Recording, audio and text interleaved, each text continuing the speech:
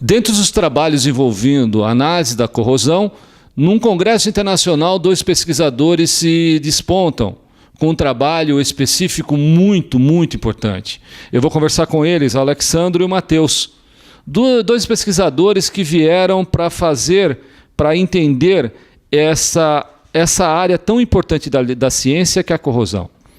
Alexandre, fala para a gente, no momento em que você foi premiado nesse Congresso Internacional de Corrosão, a satisfação deve ter sido muito grande, mas mais importante que isso, o que você apresentou?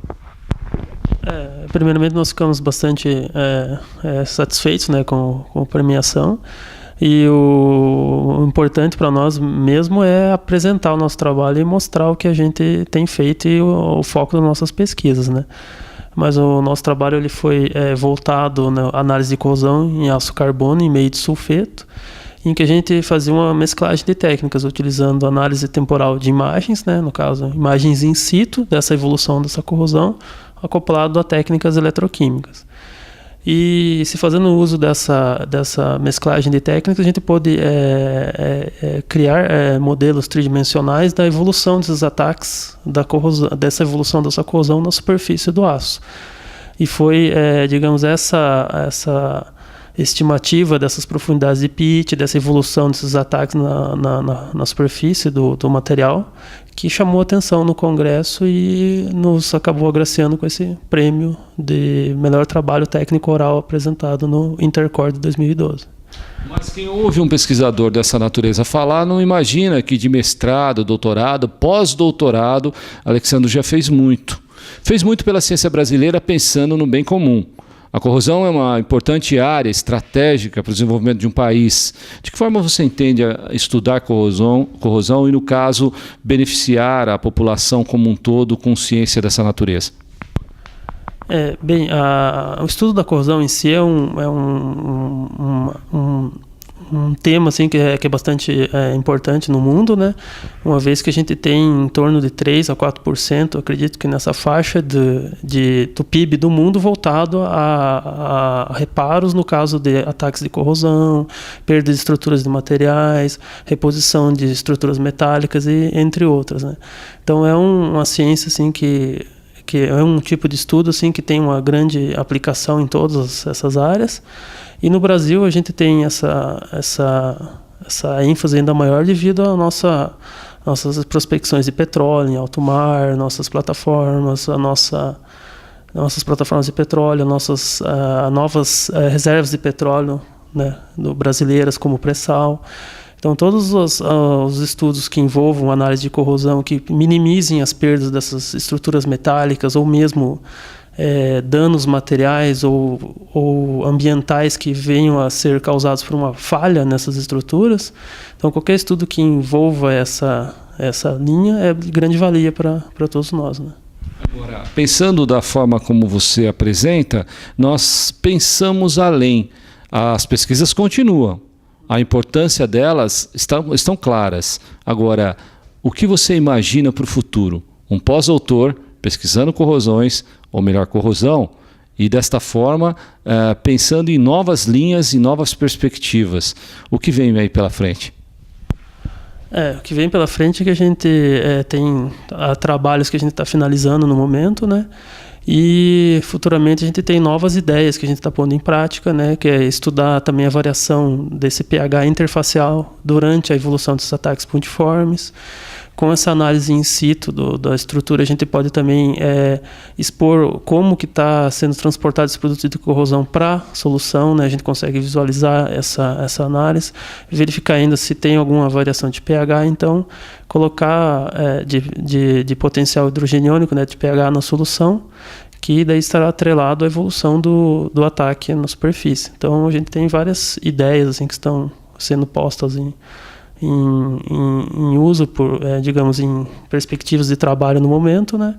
E a gente tem uma grande, digamos, anseio que no futuro a gente desenvolva muito bem essas linhas de pesquisa e consiga abranger mais e mais alunos trabalhando conosco e mais pesquisadores e tudo mais.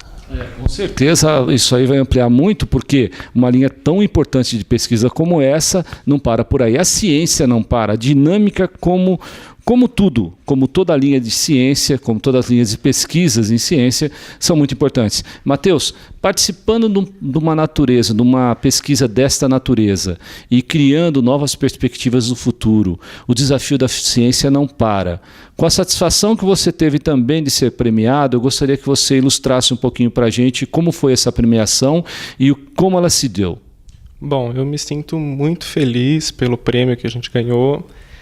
Foi um prêmio assim, que a gente não esperava que teria grande visibilidade, mas hoje, analisando com um pouco mais de frieza, a gente vê que o nosso trabalho ele é bem concreto, bem coerente e bem inovador. Então, eu como aluno de iniciação, ele como doutor, né, eu acho que a gente está numa equipe muito embasada nesse assunto de corrosão, e a gente tem muito ainda pela frente para pesquisar e novas abordagens, de maneira que a nossa pesquisa ela consegue aliar a tecnologia junto com novas inovações tecnológicas do planeta e tudo mais. Você está iniciando, como o próprio nome diz, na ciência, iniciação científica, e no caso do Alexandre já está como pós-doutor dentro da área científica, um iniciante com um pós-doutor. Duas pessoas trabalhando juntos pelo bem da ciência. A satisfação de estar iniciando como cientista e entendendo áreas tão importantes como essa, no caso da corrosão, o que te faz refletir? É importante a ciência? Ela é estimulante? De que forma? Já iniciando na ciência, sendo premiado internacionalmente? Isso, eu acho assim, a carreira científica ela é uma vocação, né? Eu me descobri na vocação de cientista através da pesquisa, né? Através do professor Ernesto, através do Alessandro, e assim, eu acho que para mim é muito gratificante a pesquisa, a ciência. Eu acho que a gente está bebendo na fonte do conhecimento, a gente está sempre buscando algo que não foi descoberto, não está vendo o que está no livro, e sim descobrindo novas páginas desse livro. Agora, no laboratório em questão, como que é o procedimento de um cientista? Ele começa a fazer lá certos ensaios. Quais deles que você está participando? O que você está conseguindo aferir com esses primeiros ensaios, nesses primeiros passos na carreira científica? Bom, nossa equipe, né, basicamente eu e o Alex, a gente está dividido em duas partes. O Alex ele faz basicamente a parte de aquisição, né, e eu faço a parte de tratamento desses dados, né. A gente senta junto, conversa, analisa os dados e através de métodos matemáticos, métodos computacionais para tratar esses dados do output do Autolab. Então, o que acontece? Eu crio uma rotina em computador, e essa rotina vira uma ferramenta para o laboratório para que a gente faça uma análise da corrosão, da filmagem, para que a gente consiga estipular um valor de cada pitch individualmente localizado no aço.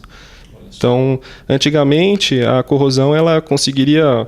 A gente está tendo uma abordagem de uma profundidade média, por exemplo. Hoje, com através da rotina que a gente desenvolveu junto, a gente consegue estipular qual que é a profundidade exata de cada pitch temporalmente. Eu acho que é a coisa mais fabulosa do trabalho. Até porque ele é um método barato. Não precisa de muita coisa. Precisa de uma câmera, um microscópio e de um computador.